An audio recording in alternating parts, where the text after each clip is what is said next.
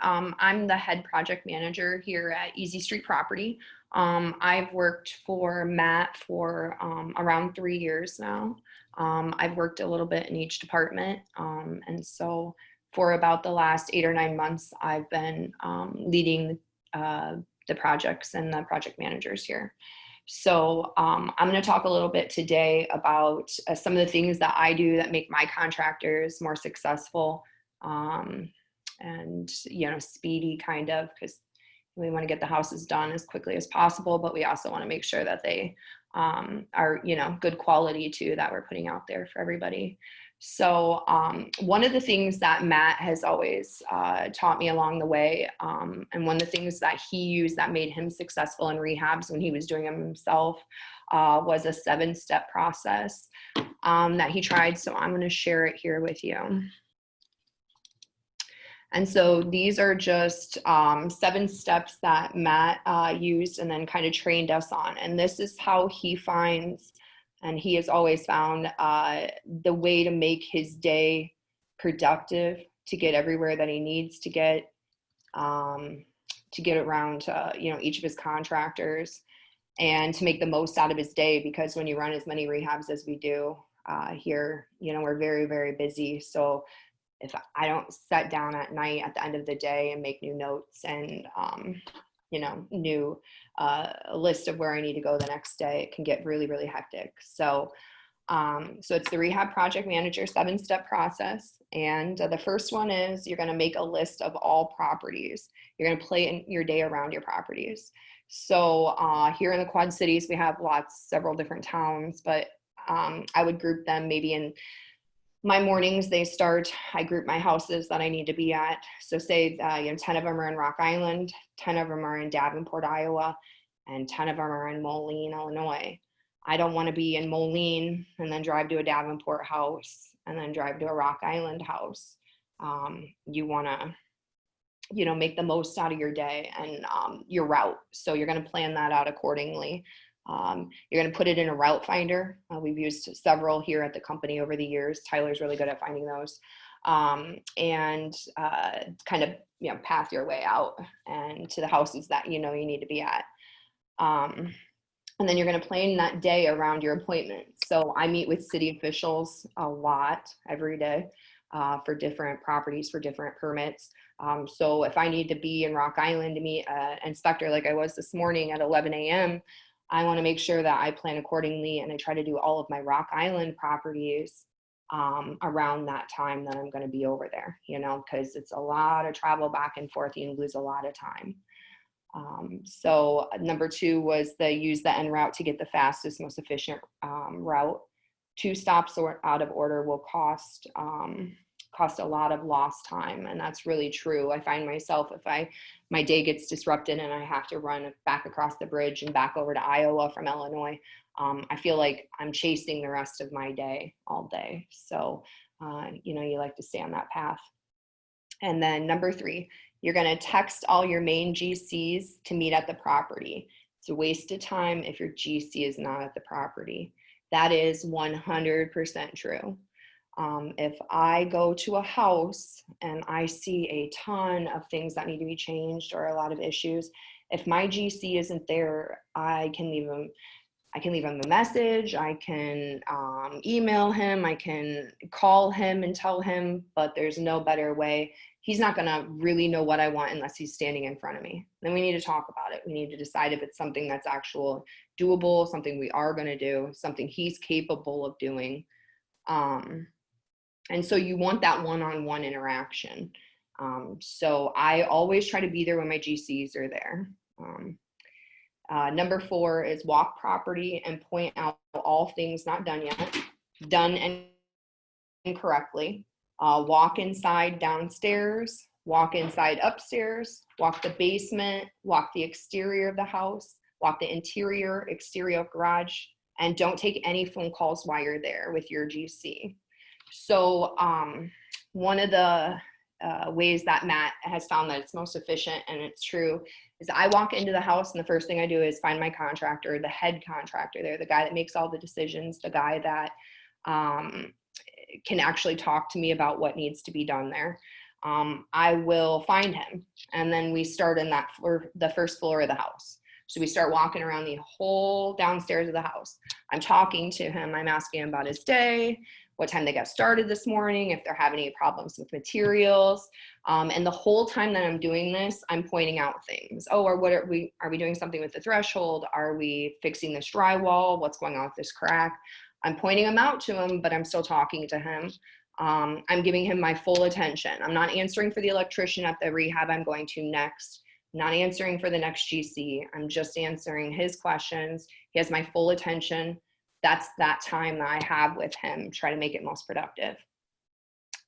So I'll start on that first floor and I'll go the entire floor. I'll be pointing out everything. And then I'll walk upstairs. We're still walking, we're talking, and I'm pointing out things on the first floor. And then I'm walking to either the basement or the exterior of the house, and I'm doing the exact same thing. So you want to hit every level of the house. Obviously, it's good to start main floor, top, and then you also want to do your exterior, and make sure that you're hitting that, you're talking, but you're also letting him know, well, are we fixing this gutter? What's this hole in the backyard? And that may be times that he's going to say, well, that wasn't on my scope of work. We didn't see that initially. And then that would be your time that you're talking to your GC. There may be some amendments that you're making to his contract, something like that. But I go through a property, it might be my 5th time through there, but you're always going to find something as you're working. So number 5 is set expectations for next day's completion of items. So this has worked for me really well. I do this with my in-house crews that I run. We have some guys, a crew of guys that are hourly, but they work like GCs. So they go around and I let them know each day. I go to their property, I see them, and I say, what are we getting done today? Are we getting the doors in and the windows in this property? That's where I feel like we could get all that done correct. And, then they'll tell me why they can or they can't from there. If you don't set good goals every day, you're going to be disappointed. So I definitely like to set something and say, I know that by the time you leave today, you're going to have every window in here and the doors are going to be in, and then we can work, on the floors tomorrow. But you've got to set expectations. And then I'm going to leave there. I'm going to tell them I'm going to be back tomorrow, and I'm going to leave, and I'm going to go out to my car, my truck, and I'm going to start uploading that into our system, which we use Podio, if you guys have talked about that already. I would upload the pictures that I've taken as I'm walking around the property, and I would update my notes then. I would put into our system what's going on there. The contractor was there. He was making good progress, or the contractor hasn't been there in 3 days and he keeps telling me he's going to come back and he hasn't. That's where you're putting all of that in there. You're putting your mechanical notes in there each day. I separate them so I can keep track when I get back in, whether I've got mechanical, plumbing, or building and electrical permits.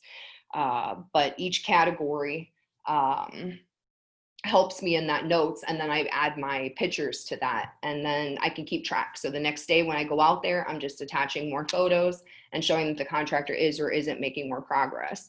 You need those notes and those pictures one day if that contractor doesn't finish that job for whatever reason. That's really good proof to have to go back to also. And then the last one is number 7, and that's make phone calls needed on trip to the next house. So as I'm driving to the next house, I'm texting that GC and telling him that I'm on my way. I'm calling the electrician that GC at the property that I was just at told me that we're having an electrical issue. I need to call. That's my time to do it. There's an issue with a permit and I seen a sticker on the window. I'm going to call the city while I'm driving to the next property. So trying to figure out what's going on, what are the issues. But that is a good time when you're in that car to kind of get some of those things taken care of, so that you really forget anything, and you can get those calls made while everything's still open. Because what you're going to learn is if you're running a lot of properties, you run out of daylight, and at the end of the day, you can't call the city. So So that's the 7 steps that Matt has taught me to use for rehabs, and they really do help. It takes a lot of, does a lot of organization for me and helps keep my day in line a little bit. So like I said, it can get very chaotic and things can come up and you're not always able to stay on track. So Heather, before you jump into the next thing, let's just talk about this a little bit. How many project managers do we have going right now? We have 2. Now that's the least that we've Plus, ever had. so 3 technically. Well, 3, correct. Okay. And so what's the divvy up of projects? How many projects do we have going and who has what? So currently we have about 22 houses that we're working. Like, I mean, there's 70 rehabs, as you know, or, Yeah. you know, but 21 of them, 22 of them are going currently. And a lot of times we'll split those up 10 and 10 because they could be apartments. You may have 4 doors at one, 5 doors at another. So 10 and 10 maybe, and then I kind of oversee everybody. Okay. Yeah. So guys, this project management 7-step process, this is just like best practices for your day. You're going to go through, just like Heather said, get your list of properties, take 30 minutes in the morning, list everything out, list out all those appointments you have during the day. You have to stop at a water turn on, etc. Throw them into the route finder. That way you set out 9 a.m. You guys are getting to your places the fastest, and maybe you'll get done at noon and you can go focus that time somewhere else where it's needed. The other thing was the GC meetings when you're at the house. Those are short. Those are like 15 minutes with the guy. And that's why Heather was talking about having full attention with him, because you don't want to be on your phone for that 15 minutes because you want to make it as effective as you can. And you got your scope in your hand. You're pointing out things that you notice that he's missing off the scope so he doesn't get too far without doing those. And just, you know, that eventually if he does not do those things, they become punch list items, which is what she's going to talk about next. The other thing, the perfect Podio update, that's just, we do that in the comment section of Podio. That way we have all of our notes forever. So at the end, maybe it's 3 months down the road, maybe there's like a billing dispute with the contractor or something like that. We have notes in our system that we can go back. We have photos from that exact day. And we can say, hey, on April 22nd, you had this, this, and this done, but this wasn't done. We have all that documentation if we ever needed it. That's why it's important. It's also important for going back and just reviewing the project as a whole and how it took. Right. Other thing, I don't like that you're texting in the car, Heather, but Bluetooth, definitely call on Bluetooth. I'm not going to say that would call me a good employee. Yeah, I mean, it's just best practices. So all of our project managers get this, and it's just something to keep in their mind and as they go out throughout the day. And to be honest, for as long as I've done these now, you can't stick to it perfectly, but it's a very good basis to have, you know. Definitely scheduling out your day. That's the biggest thing here. And staying off the phone and walking and talking when you're talking to your contractors. Don't stop, and because they're going to tell you about their brother's mother's wedding last weekend, and you know you want to just keep it going. That's why you walk in there like, hey, I have to be somewhere at 1:30. I have 15 minutes with you. Let's walk through this place quick. Right. And it's important. She said, meet with the GC, like the actual head of the crew. You don't want to meet with the guy that's doing the drywall because he's just going to tell you about the drywall. You want to meet with the head guy that knows exactly what's going on. That way you're not wasting your time when you get there. That's why you reach out in the beginning, say, hey, you're going to be there today. If you're not there, I'm not going to come through. And there's another thing that Matt used to say. You always want the contractor to feel like you're going to show up unexpectedly. I'm going to talk about that one. Okay. I'll let you take that then. Okay, so I'm going to get into punch list last, I think, but there were a couple steps or a couple key points that I wanted to talk about, things, again, that I've learned over my time. Go ahead. Sorry, I just had a question. Just going to go back to one of the steps about the Podio updates. Yep. Do y'all share those with contractors? Like, do the contractors have access to Podio, or how do you communicate? We have a couple in-house crews. Like we have hourly in-house crews, maybe like 2 or 3 of them that do jobs for us, and they're basically on staff, but they're still subcontractors. They can see them because they're in our system, but the general public for contractors can't see our in-house notes. Those are just for our team and our records. Okay, so I always know sometimes I haven't done a lot of rehab, but you tell contractors to do this and do that. You point stuff out and come back the next day, they forget stuff, or you know. So do you tell them like to take notes while they're there? Or, I like to have a pen and paper. Yeah, I really do. I mean, some of the guys can really catch on. Like I've got a guy named Hugo. I don't have to worry about it. I can tell him something in passing, and I know the guy's going to remember it. But most times, there's so many items as you're going through that it's just best to, I always say you got a pen, paper, or they'll pull their phone out and start taking notes then. Yeah. So like in the beginning of a job, we try and give them a pretty good scope, and the scope might be, pages and pages long. And, you might skip over something, a little detail when you created that scope. So he might even pull that piece of paper back out and write on that packet, Yeah. just And keep you can have yours pulled up the entire time you're walking through there too, because a lot of times it's by room. So as you're walking in that room, you could be looking at your scope. Yeah. And the reason you take notes also is because during this, say you did all the demo and you realize you have to do a bunch more work to the mechanicals or something, that's going to become a change order. So you notate that in your notes now. That way, you have all that stuff down and that that happened. It's pretty much what it is. All right, thank you. Yeah. Okay. So one of the things that Matt's always talked about when I helped with maintenance all the way into rehabs is what you want to find with your contractor is their unique ability. So you want to set them up for success. You want to find what they're good at and what they're able to do. That's going to make them work faster. They're going to be happier. And they're going to do a better job, a better quality if it's something that they're good at. So if I've got a guy who is crazy about drywall and loves to do drywall, I'm going to find one of my rehabs where it's a complete tear out and every wall, every bedroom, kitchen, everything has to have new drywall. That's a perfect kind of job for him. I don't want to put him somewhere where he's, trying to do a roof and, some minor plumbing or something. So you want to make sure that you put them, Put the right people in the right places. Yeah, right people, right places, and they'll just do a better job and a better quality if it's something that they're good at. So yeah. While we're on that, let's talk about this real quick. Are you able to share Chrome, Heather? Yes, I believe. And then jump into Podio.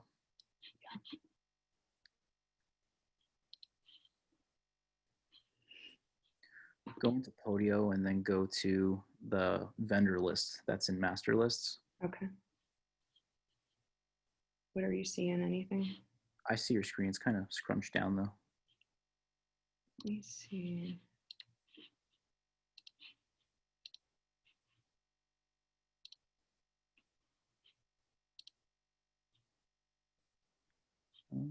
No, it took it off for me. Sorry. A little finicky. Yeah, it is definitely. Basically, what I wanted to show you guys was I can just talk about it. Okay. Oh, there you go. So go over to Podio and then vendor list. I can't see it. Only you can. Oh, really? Yeah. Oh. All right, I'll just talk about it then. So in Podio, we're always building our vendor list. We're always reaching out, getting new crews. We're always getting new leads, whether we're doing Facebook marketing forum or just having VAs scrape all the local classified ads and pull new vendors. So we're building up a list of contractors, their name, contact info, and we have a selection box, like a drop-down list in Podio of all the different trades a person can possibly do in a house.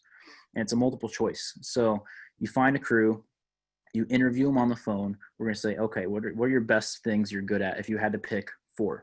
So he's going to say, oh, I'm good at HVAC. I can do a little bit of plumbing, and I'm good at tile. So we'll notate that in his file in Podio.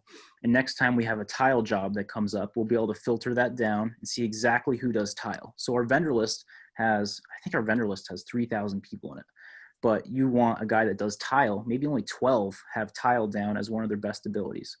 So that's just a quick way to, narrow that stuff down. You always want to be building that vendor list so you can call on someone when you need that work.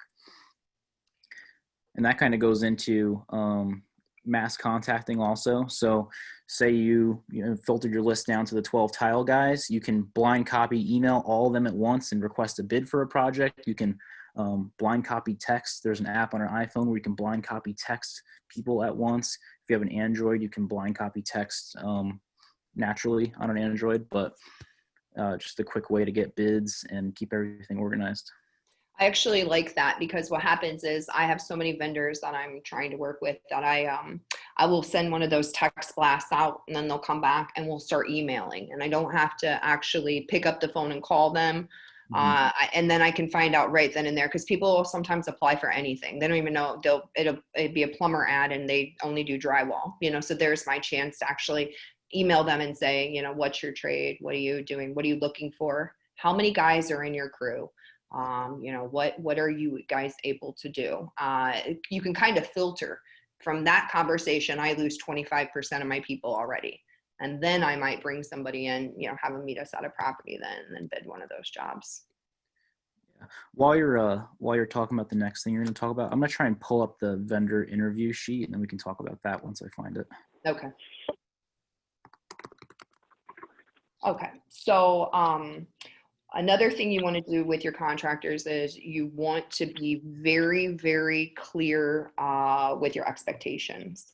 From the time that you walk through the property with them to set your original scope when they're trying to bid a job, to the very end, you have to be very clear. I don't think any of my guys ever walk out of there not knowing what I want. First they've got it on their scope, they've got it in their contract. And then it's also me showing up at the property every day and letting them know. I want to set expectations with my time frames. So I want to say that this property has got to be done in 30 days. There's an appraisal, people waiting. The owner's expecting to list this house. This is what I need. Don't take this job in less than 30 days. We can finish it. I want to set my expectations with my scopes and say, everything's laid out from doorknobs. We'll talk about that later, to floors.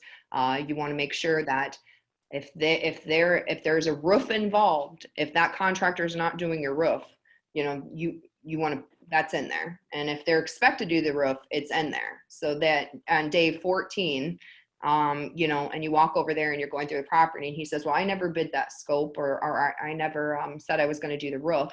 You go right back to your scope and to your contract, and you've got that in there too. So things get changed. You definitely just want to make sure that you're setting very clear expectations. Mm-hmm. I found that contractor lead form. So contractor lead form or intake form, this is going to be your questions when you are collecting any new contractor. And if you only have their phone or an email, you're going to reach back out and fill the rest of these questions out. So we're of course getting their company name, who is the company, contact info, their address, number of years in the business, number of crew members, and then circling their top 4 strengths. The high level strengths would be painting, framing, drywall, siding, roofing. I'm just going to rattle these off and you guys can, watch them in the replay if you want to write them down.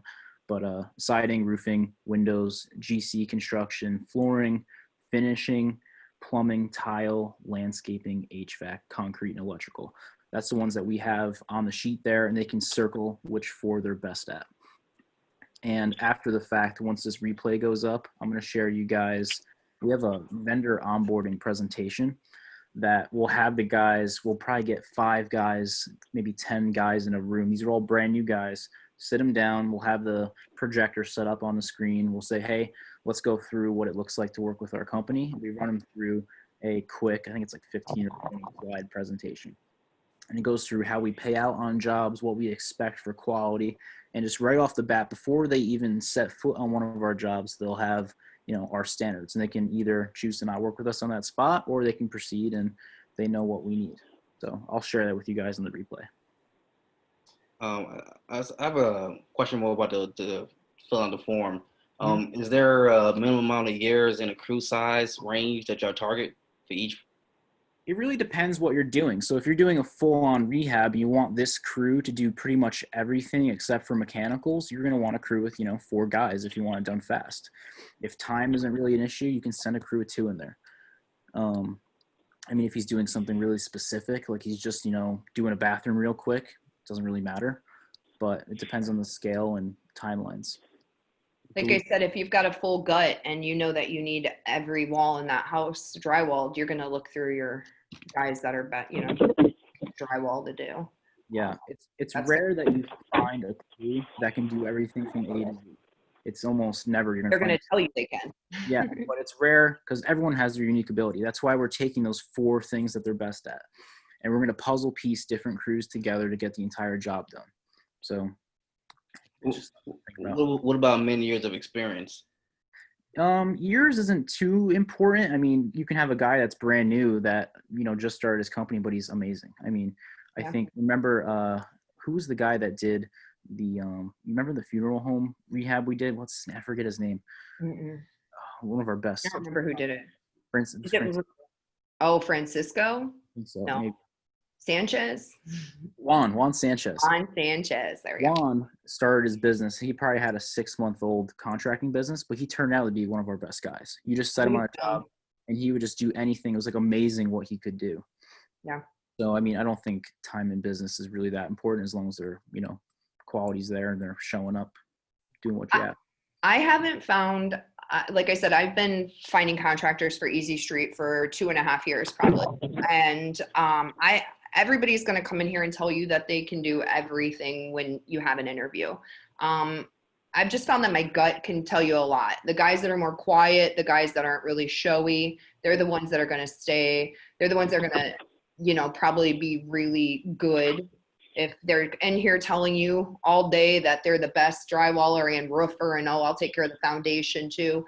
You want to be a little leery of people like that. But, go with your gut. That's what I've used through my time, honestly. And it's worked out well. It's not always going to be great. It's not always going to be perfect.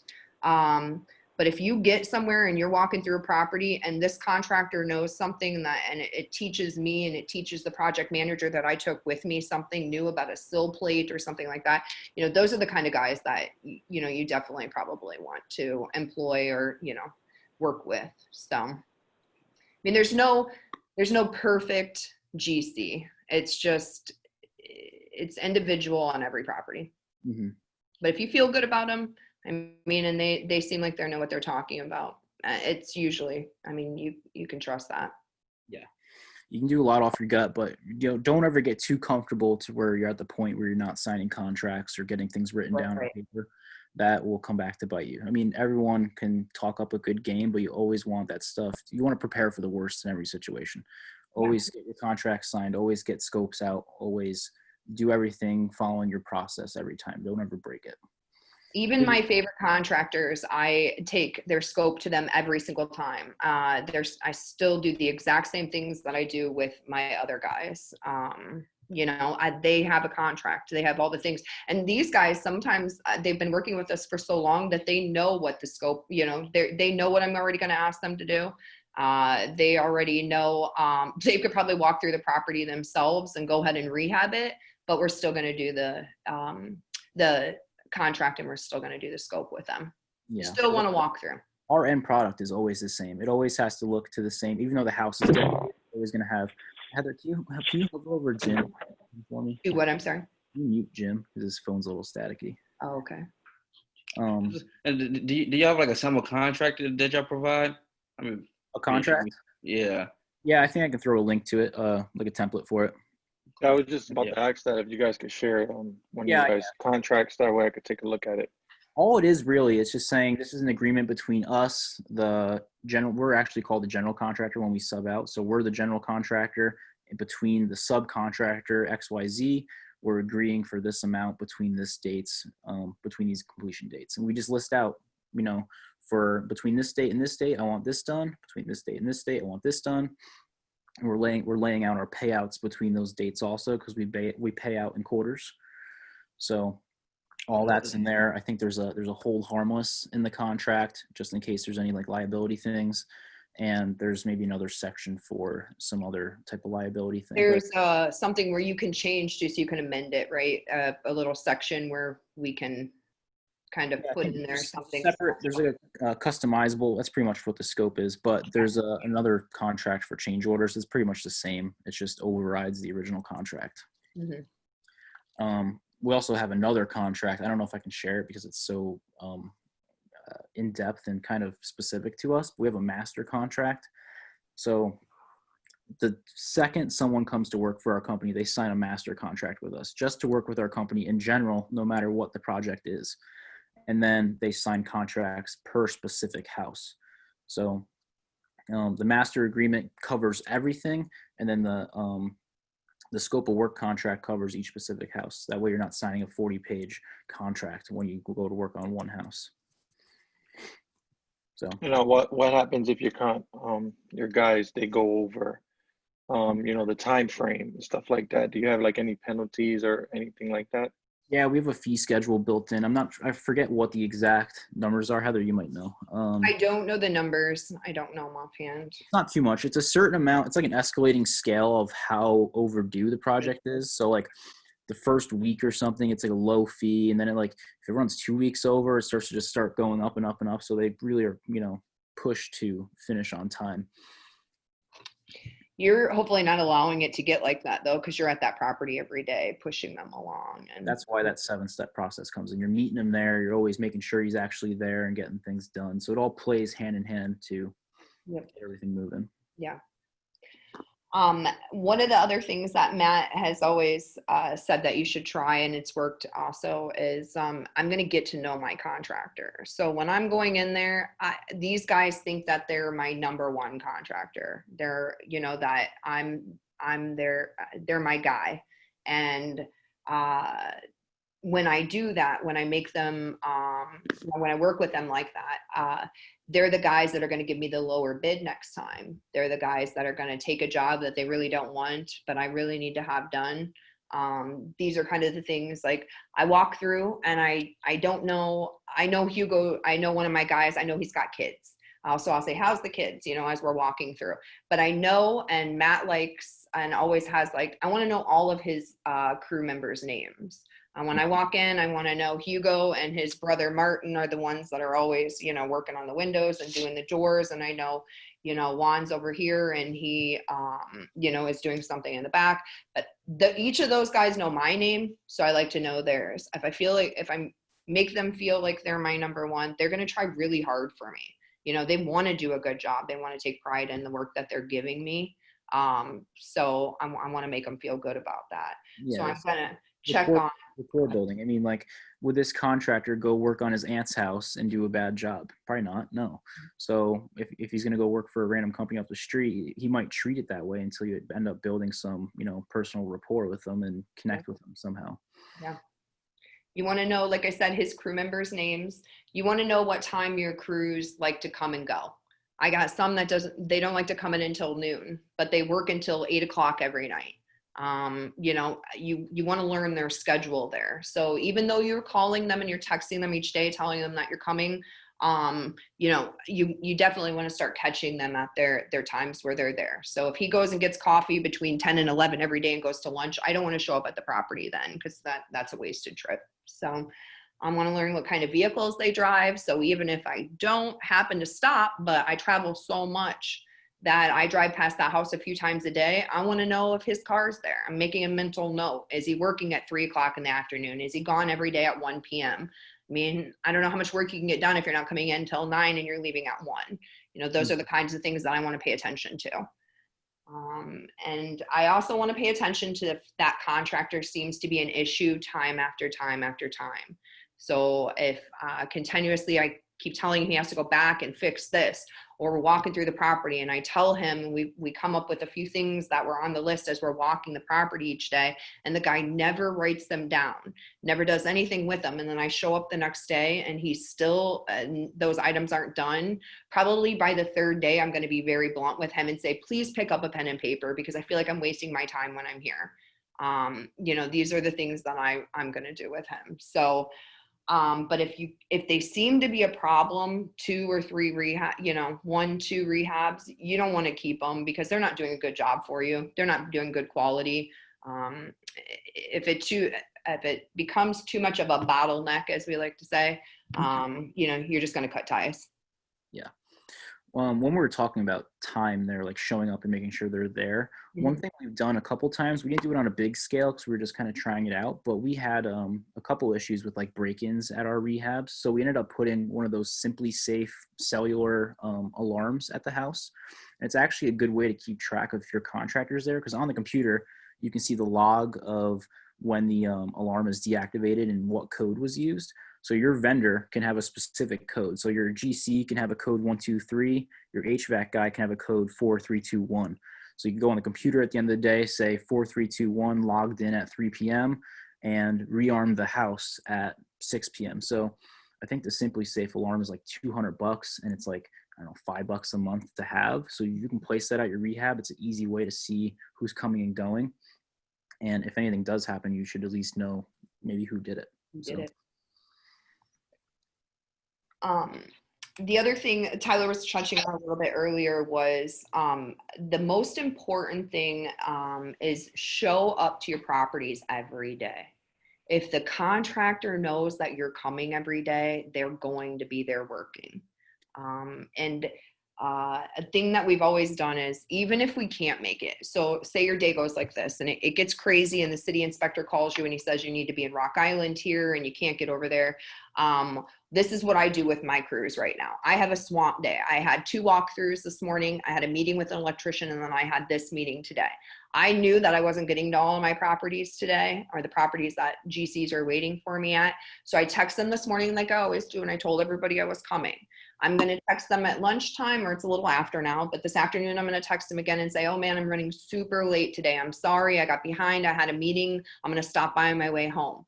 And then tonight, when I don't get there and I don't stop by, I'm still going to text them and I'm going to say, I'm sorry I didn't make it by today, but I'll be there first thing in the morning. I got swamped at work.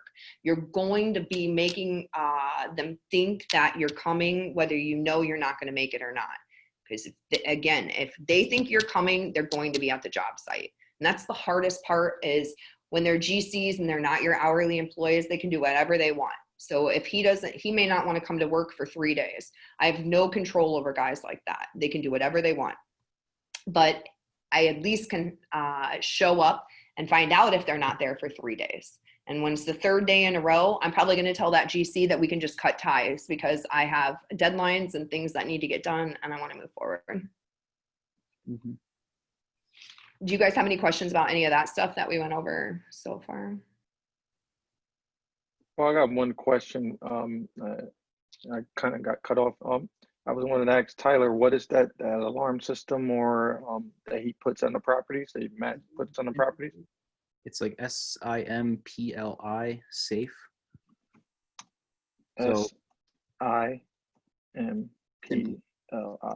Yeah. It's a little like alarm base station. It has like a Verizon SIM card in it. You can just plug it in. You don't need Wi-Fi at the house. And then it comes with a keypad, and you can buy sensors for it if you want. So because the rehabs, like when we put the alarm in, they're normally demoed. I wouldn't put too many sensors in. I'd put like a glass break sensor and like a couple motion sensors around. But I mainly just used it for keeping a log of who was coming and going, and then really just for nighttime is when the sensors would turn on. So, did you guys ever set up like cameras at certain properties that was being broken into and stuff like that? Yeah, a couple times. So, I mean, the hardest thing is that all these cameras nowadays run off Wi-Fi, and you're probably not going to have Wi-Fi at your project. So we've used trail cameras with the SD cards and hit them. Yep. I think Simply Safe now has cameras that connect to that base station. It can go through the SIM card and report back. But for like being rugged and using these things multiple times so they're not getting destroyed, trail cameras are pretty good. They sell cellular trail cameras. You can go to Verizon and get one that gets a signal and uploads for you, so you can put that up on the ceiling if you want. But that's pretty much all we've done. A couple other places, because in the end result, we're not going to have cameras at these properties, so we're not trying to do any hard install of cameras. We pair the trail cameras with they have on Amazon, you can get fake security cameras. You can put those outside. And they sell ones that have solar panels on them, and they flash when they see motion. So people think they're getting their picture taken. They kind of get a little shocked because these things are bright. They flash them real quick at night when they get too close, and they work pretty good. We've actually had the police call the office before because they're like, hey, are you guys like recording this stuff all the time? You're like making the neighbors nervous. We're like, no, they're all fake. So that's a good idea. Good. Yeah, we're using some trail cameras that aren't set up right now, honestly. I've had the police at one of our properties. We have a lot of break-ins right now. People have a lot of time on their hands. And so we've had several, like over the last holiday weekend, there were 6. So, and we keep getting hit, and then they want to go in and all they steal is your refrigerator and your stove. So we're going to not, we started not putting appliances in the property until a tenant actually is ready to move in, because that seems to be the one thing that they want to take is that stove and fridge. Yep. So, but they will, the police keep calling and saying this house is being broken into. So last week we had some trail cameras that don't work, but we went ahead and put them up. So hopefully it deters them. I haven't had a break in there in 2 weeks. So yeah. One more thing. I got to collect my thoughts. What I was going to think about. It'll come back to me. You can go ahead. Okay. So I guess what we could go over next was the scope, and I'm hoping to pull this up, but this is something that we use. It's something that we give the contractors the scope when we walk through. So this is like a generic scope. It covers the entire base. I'm going to try to pull it up while I'm talking. It covers everything. So the doorknobs, the garage that always has to be done, all the basic stuff that every single property has. And then then you'll have your own scope of work that will be like the detailed stuff of code items that the city requires to pass inspection, right?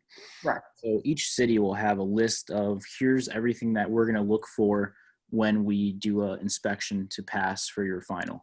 And it's pretty much just that in a document. That way we know when the property's done, it's going to pass final, and everything from there gets specific. And that's what our scope is.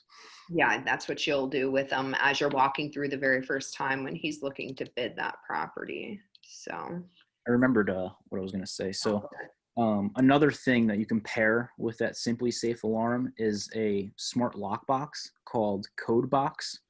So it's another like cellular type deal. You can probably get away with just using Code Box and not the Simply Safe. So works pretty much the same way. Each of your vendors will have a different code, and they can get the key for the house by using the Code Box, and you have a log of who came and gone and when. The other thing was, a lot of our break-ins, you notice it's previous contractors. It's people that know that it's your house. Maybe you're not there every day. They know that you kind of get targeted if you're rehabbing a lot of houses. So it probably will end up being previous contractors. And if you're putting lock boxes on all your houses, maybe you don't change your codes all the time, and they start to learn your codes. Mm-hmm. So, or you lose a past employee, and you let an hourly guy go or a GC, and you're gonna change your codes. Yeah. Can you guys see this now, Tyler? Yep. Okay. So this is the generic punch list and some examples of items that need to be done through the house. Each house is different. It's not a cookie cutter house. So you're kind of, going through this list and going through, but that's what you're using your specific scope when they're bidding the work to clarify any of this here. So I leave one at the property. So I give one, all my guys have these. The very first day that we walk through, they have this. But a lot of those guys, they probably never pick it up after I hand it to them, So I have a stack of them in my truck because I spend most of my day in my truck. So I have a stack of them, and I'll pull one out of the back seat and I walk in. It's usually like a kitchen counter, maybe next to your building permit hanging on the wall. I've stapled them or taped them to the drywall there before it was painted or anything, I just want to keep throwing it in their face, because at the end, when I call them back to make some of the repairs that they haven't finished, I don't want them complaining about it. It's been there. It's been at the property the entire time. You've been handed it a few times now. So there shouldn't be any arguments about what was expected from them in the end. So you're going to have, for example, like your doors, we don't want to have dents, scratches. You want your doorknobs to work. Want my doors to open and close, not drag on the floor. You're going to have your flooring needs to be done right. No rips, tears. You want paint. You want to make sure that your paint's touched up. If they slap it on there, they're going to learn really quickly, because what happens is if they do a bad job and there's paint on the light fixtures, the first time they get called back and they have to go back over that house just to touch up paint, they're going to be mad. They're going to be upset about it, and they're going to be mad that they have to drive back across town to repair it, but the next time they're not going to forget, and they're probably going to do a little bit better job on touching up with paint. I mean, just, you're going to say, this is the kind of stuff, I'm sorry that you have to do this, but this is what happens if you don't do it right the first time. So a lot of stuff you think is common sense, but you just have to, reinforce it. right. So their doors, all the windows have to open and close. A lot of my guys, GCs, they don't understand when you're, it's got to stay up all by itself. Those are one of the things that meet code, it has to go down without a lot of effort. And that's something that we have a hard time getting guys to understand. It seems really, really simple, but they have a hard time. We have so many contractors that just paint windows shut. Paint them shut. And then there's no ropes in some of them. And then I'll say, oh, I don't need let's put a new window in there. Oh, I'll fix it. And then it'll go up, but then it just flies back down. So again, what we do our scopes off of are Section 8. So we have a lot of Section 8 tenants that we work with. And we try to make this scope fit that Section 8. So they're going to rehab this to this standard so that when I go to move a tenant in here and Section 8 walks that property to check and make sure that it's good enough for the Section 8 to let them move in there, it should pass because all of the codes are met if you're following this scope. Your GFCIs, 6 feet within the sink, your ranges, windows opening, closing on their own without effort. That's all Section 8 codes. Is the Section 8 checklist more thorough and stringent than the code checklist? This checklist right here. This is ours, but Section 8, if you go to your local Section 8. Yeah, you can do that. But Lance actually made this new one out of that. So he went through the Section 8 and then added them all here. So this was just handed out 2 weeks ago, I guess, when we were doing a new punch list meeting. But yes, you could call your city where you live and ask them, your train or your Section 8 office, and they're going to give you that if you're dealing with Section 8 tenants anyways. But if you're trying to rehab a house and just be prepared that's, you may want a Section 8 tenant in there, you're going to want to get the guidelines first. And it's a whole lot simpler if you just do their standards, because I work with the city for building permits and I work with Section 8, and Section 8 is a lot harder than just city code. Yeah. It's not they're not requiring anything crazy. It's all just pretty much safety stuff, but it should be done anyway. So it's pretty, run through a house at the end and follow the Section 8 checklist. It's a good, good check off to make sure everything's done. Yeah. And you don't want your owner to have to, so you just get them out of a rehab and then, a month later they go to and then you sell the property, and a month later you're asking them for money to make repairs to get it ready for a Section 8 does not make, people very happy. So in our specific business, none of these guys do turnkey. Oh, okay. Sorry. Okay. Would we be able to get a copy of this punch list along with the GC contract? Yeah, Heather, just when we're done, send it to me. Okay. Okay, thanks. Yeah. So, this goes from everything from the very beginning up till cleaning at the very end, checking your exterior, your cleanliness. And that's the only thing it's really not going to have on here is your mechanicals, because your contractors aren't doing those.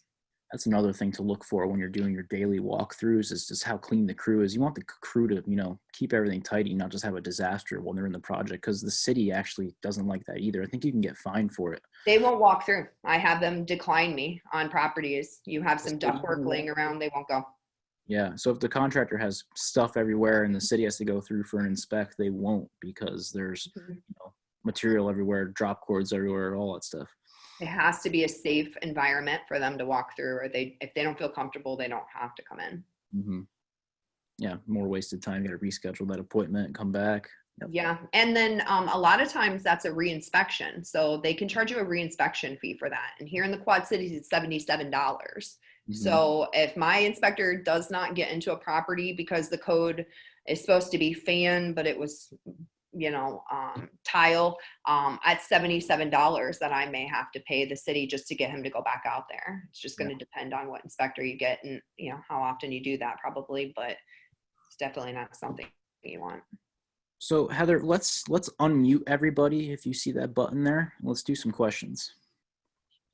Okay, stop share and unmute.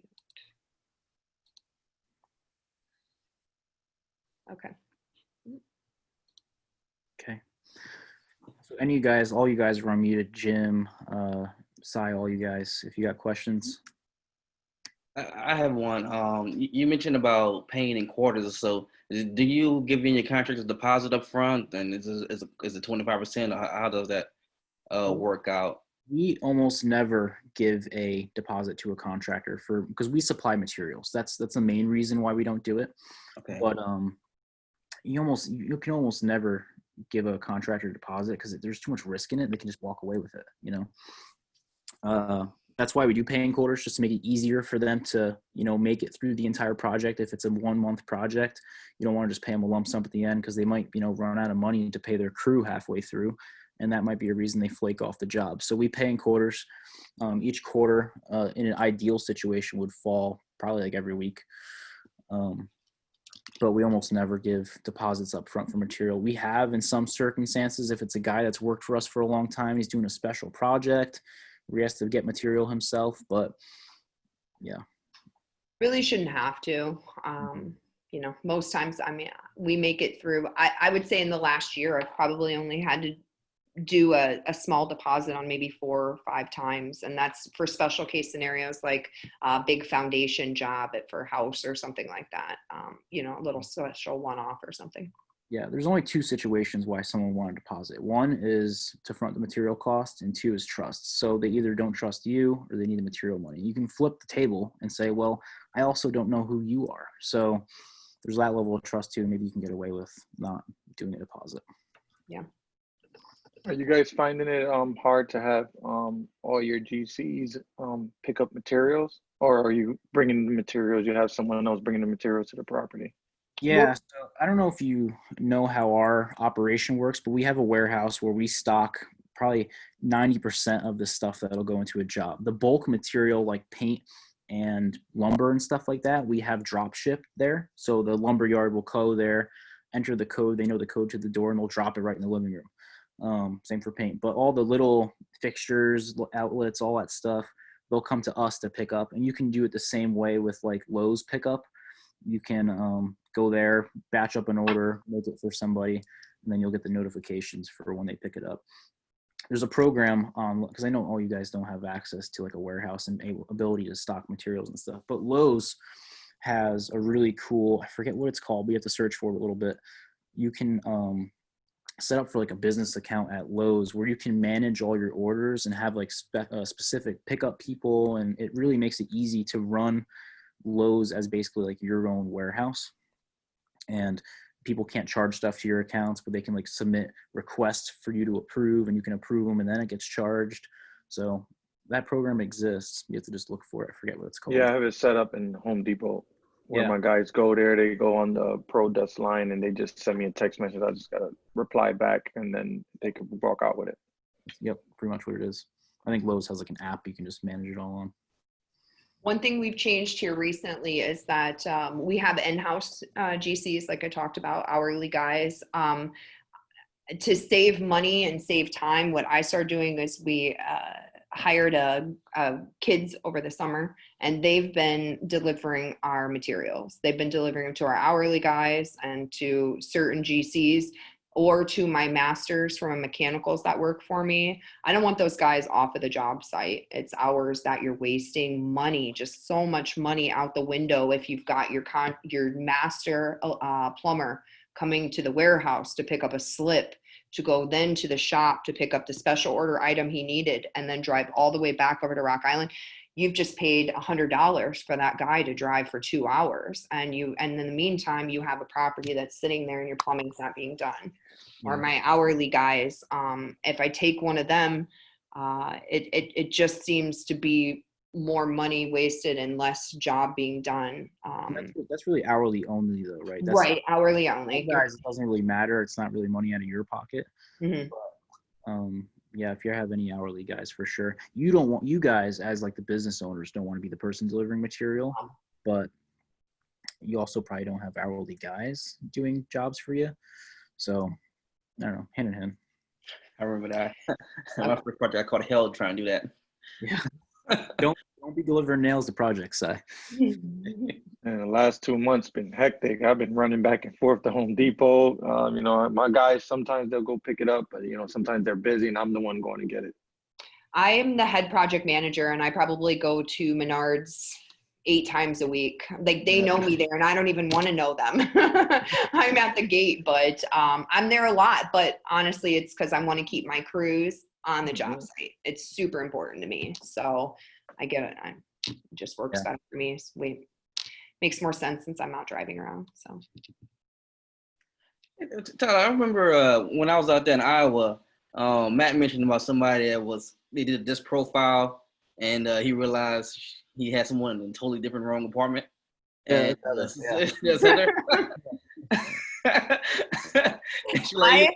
pushed her somewhere else, and she started moving up really fast. Yeah. I started as Lewis's like secretary here 3 years ago, and I got coffee. And then, do you remember this, Tyler? And then one of the first big tasks I had at this company was, Matt didn't know me. He didn't know me from anybody. And he walked in one day, and I was working on getting some vending machines for our for our lunchroom in here. Mm-hmm. And he said he went to Lewis and he said, I'm seriously paying somebody to get vending machines. And Lewis said, she knows so much more. Just give me a minute. And then I just kept going and going and going. So yeah, they gave me a really good opportunity to grow here. But I was definitely in the wrong department. Yeah, you bounced around a couple departments for a while, and then I have. I'm really good at working with the guys though, and kind of being bossy all day. So that works for me. So I think this might be a really good department. Yeah, I enjoy the rehabs. E-personality. Yeah, so he had me take the Tony Robbins test, and I am definitely a strong D, which means I'm dominant and I can take control.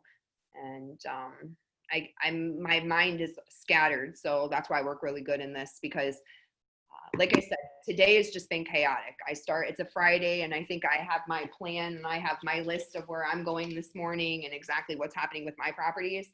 And by 8:30, that was ruined. Like it was just ruined.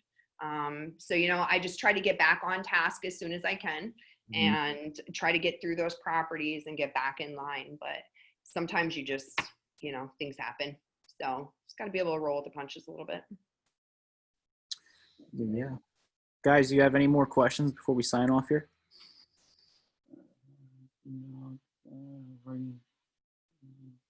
We'll make sure you get this scope too. Yep. Anyone? Last questions? So I think the I guess you kind of answered this one. I wrote this question down, but I think you answered it. I was gonna ask you about GCs because I know at the beginning y'all mentioned GCs a whole lot too. But it sounds like y'all maybe have an electrical guy that does something, a roof guy that does this, a person that does this. So y'all end up subbing a whole lot of things out, and y'all act as your own GCs. Is that the primary model? On paper, we're the GC and everyone else is the sub. And I mean, we're basically subbing out, you know, the work and management of each of those individual things completely. So we'll sub it out to an electrical company. They'll have a foreman there that manages their guys, but we'll oversee the timelines and making sure they're there and getting stuff done. But we hand off. We're not running their guys. So they still have a crew leader. So we're subbing that stuff out.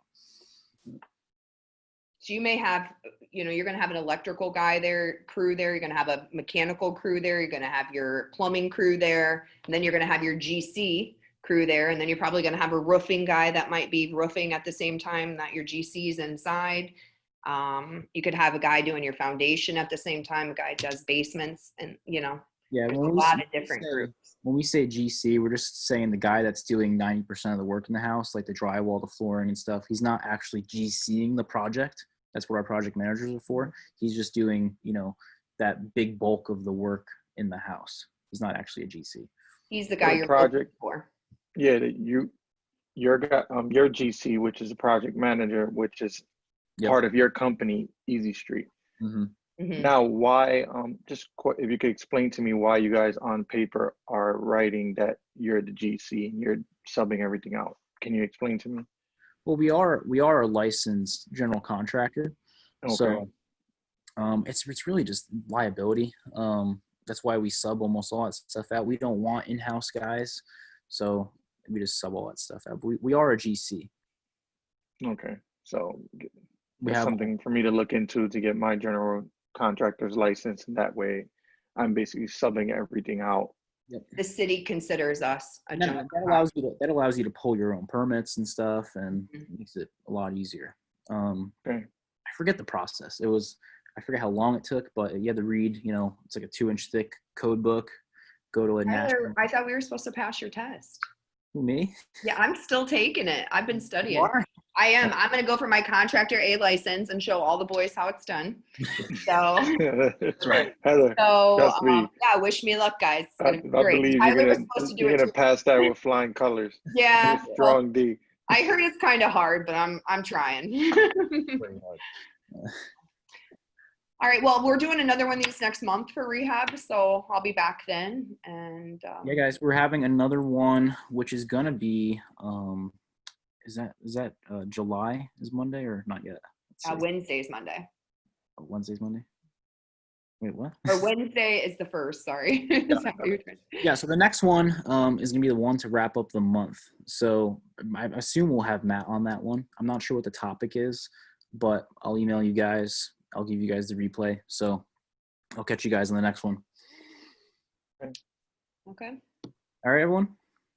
All right. Thank you. Thank you. Oh, thank you, Heather. Thank you. Have a you, good day. Tyler, and you guys Yep. have a good weekend. You too.